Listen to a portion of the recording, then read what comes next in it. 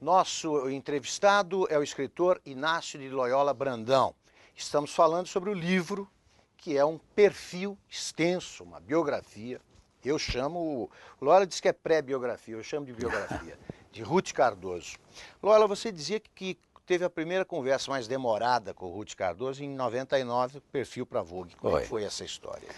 Fizemos lá, eu era diretor de redação, e fizemos um número especial sobre a Ruth. Que era a primeira dama. Que era a primeira dama. Vários depoimentos de pessoas sobre ela, né? Acadêmicos, etc, etc. Aí precisava uma entrevista.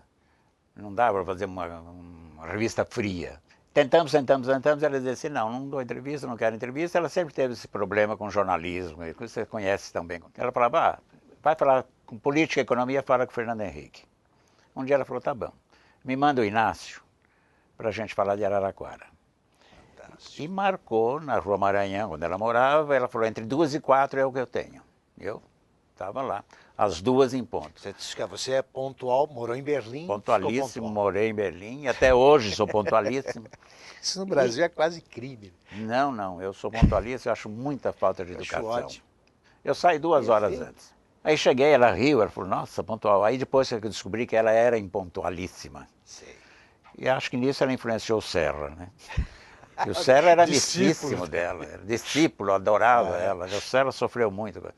E aí, começamos a conversar. O mesmo colégio ela estudou, eu estudei, o pai dela estudou. Que era o colégio estadual, no meu tempo, Instituto de Educação. O grupo escolar, meu avô foi porteiro. Família dela você conhecia? Família dela conhecia, a mãe me deu aula. As tias beatas eu conhecia todas, porque eu era coroinha na igreja. E desciam aquelas 2 mulheres, que eram da família, todos moravam perto da igreja, de preto e tal.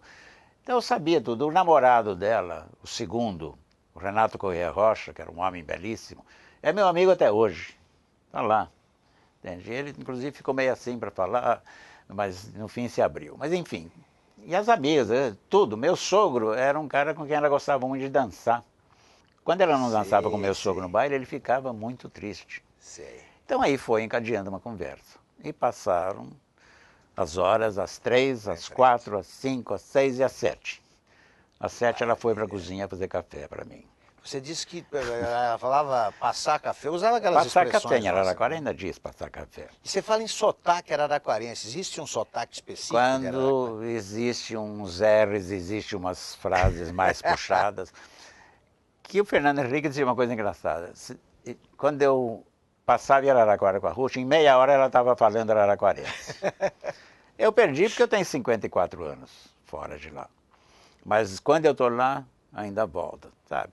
As expressões araraquarenses. Sair numa vula. Você sabe o que é sair numa vula? Como é que é? Sair correndo. Andar de pasto. Andar de pasto. Taquaritinga faz parte da Grande Araraquara, mas não assimilou essa expressão. O Araraquara é parte da Grande Taquaritinga. Loyola, me conta o seguinte, como é que ela via Araraquara? Como é que era Araraquara na vida de quem saiu de lá aos 15 anos?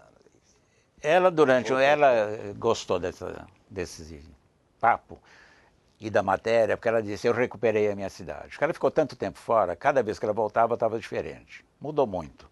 Hoje, então... E aí ela falou assim, e de repente eu percebi que eu não perdi os referenciais, que eu não perdi a ligação.